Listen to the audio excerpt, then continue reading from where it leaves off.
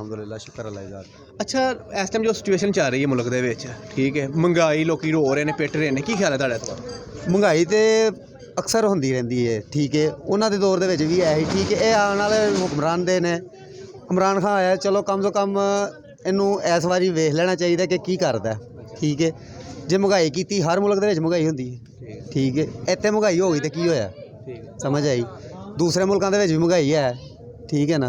तो कम तो कम तुम इन्हों वेखो, 5 साल वेखो, अगर ये करदा पूरे तुहाडे, ठीक है, तो इन्हों अगों भी आउंदा, जे कर गया तो अगों भी आउंदा, इन्हों मौका दिओ, ठीक है ना।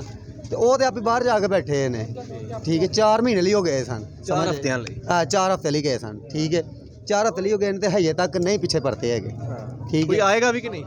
मैनू नहीं उम्मीद है कि वो आए, नहीं मैनू नहीं उम्मीद कि वो आए, ठीक है। जिस वजह तो तुसी समझ लो कि साड़ी आवाम सारी महंगाई भी करती है, ठीक है।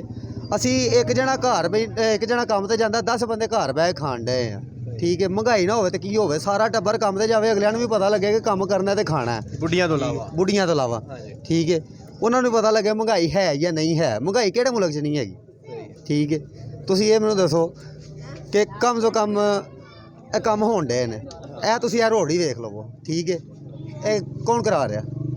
नहीं इलाके लेकिन पीटीआई हुकूमत करा, पीटीआई ਦੀ हुकूमत कराण ਡਈ, और असजद मलिक करा रहा है यार, हाँ असजद मलिक करा रहा है, ठीक है। इतने कोई नून लीग का तो नहीं है, नून लीग वाले तो नहीं करा रहे, ठीक है। कम तो कम इलाके ਲਈ सहूलत आ रही है, ठीक है। जिस ਦੀ ਵਜ੍ਹਾ ਤੋਂ ਗਲੀਆਂ ਦੇ ਵਿੱਚ ਪਾਣੀ ਤੁਸੀਂ ਜਾ ਕੇ ਵੇਖੋ, ਗਲੀਆਂ ਦੇ ਵਿੱਚੋਂ ਪਾਣੀ ਨਹੀਂ ਅਜੇ ਤੱਕ ਖਤਮ ਹੋਇਆ, ਤੇ ਹੁਣ ਉਹ ਪਾਈਪਲਾਈਨ ਵਿਛਾਣ ਡੇ ਨੇ, ਠੀਕ ਹੈ, ਸੀਵਰੇਜ ਵਿਛਾਣ ਡੇ ਨੇ ਕਿ ਸਹੂਲਤ ਇਸ ਇਲਾਕੇ ਨੂੰ ਮਿਲੇ, ਠੀਕ ਹੈ।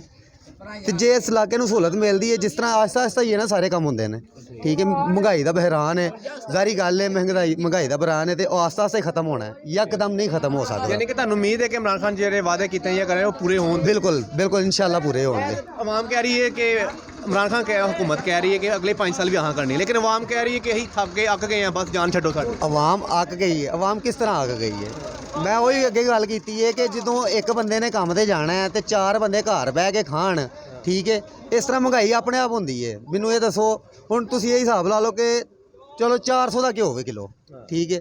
वो हुण 400 का किलो घ्यो होवे, सारे काम ते जाण ते 400 ने 100 ही सारियां पाना ना, सारियां 400 पाना ना, 400 ठीक है। नवाज शरीफ के दौर 130 रुपए किलो घ्यो ही ना, 100 रुपये किलो ही घ्यो लैके आने 60 रुपए किलो। ਇਹ ਤਾਂ ਮੁਸ਼ਰਫ ਦੇ ਦੌਰ ਦੀ ਤੁਸੀਂ ਗੱਲ ਕਰਦੇ ਹੋ। ਮੁਸ਼ਰਫ ਦੇ ਦੌਰ ਦੇ ਵਿੱਚ ਤਾਂ 60 ਰੁਪਏ ਲੀਟਰ ਪੈਟਰੋਲ ਰਿਹਾ ਹੈ। ਮੁਸ਼ਰਫ ਦੇ ਦੌਰ ਦੇ ਵਿੱਚ 60 ਰੁਪਏ ਲੀਟਰ ਪੈਟਰੋਲ ਰਿਹਾ ਹੈ। पिछले 50 साल की गल पे कर रहे हैं, जेडे 5 साल पिछले लंघे ने नून लीग ਨਹੀਂ ਤੇ ਜਿਹੜਾ ਲੁੱਟ ਕੇ ਖਾ ਗਏ ਆਵਾਮ ਨੂੰ, दब छड़े ਆਵਾਮ ਨੂੰ ਲੁੱਟ ਕੇ ਖਾ ਗਏ, ਉਹ ਕਿੱਥੇ ਜਾਣਾ ਹੈ? ਮੈਨੂੰ ਇਹ ਤੇ ਦੱਸੋ, खा गए हफ्ता हर शहर सस्ती। ਮੈਨੂੰ ਇਹ ਦੱਸੋ ਕਮ ਤੋਂ ਕਮ ਲੁੱਟ ਕੇ ਖਾ ਗਏ, ਵਾਪਸ ਪਾਕਿਸਤਾਨ ਚ ਤੇ ਆਓ। ਪਾਕਿਸਤਾਨ ਤੇ ਆਣਾ ਚਾਹੀਦਾ।